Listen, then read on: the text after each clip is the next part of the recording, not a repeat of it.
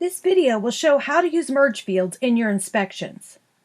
Using merge fields allows you to take a piece of information that is entered in one section of the report and have that same piece of information displayed in another part of the report.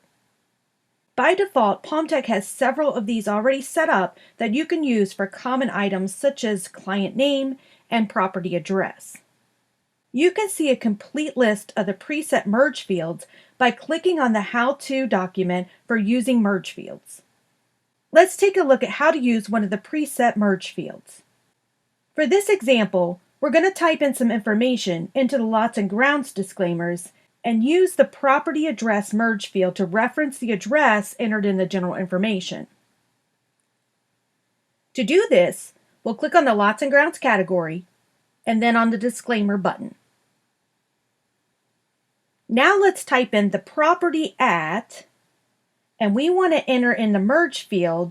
The merge field is going to be property address between two sets of curly brackets. So we'll type in curly brackets, property address, curly brackets, and then the rest of the statement, which is located in an area with the following concerns. What will happen on the report that gets created is in place of the merge field, the actual property address located in general information will appear. Let's go to print preview and see this in action. We'll jump forward to the lots and grounds section, and as you can see in our disclaimer section, the actual property address appears in place of the merge field that we entered. Merge fields can be used at any spot in your report, including descriptions, notes, disclaimers, final comments, and more. You can create as many merge fields as you want, and you can have the answers displayed at different parts of the report.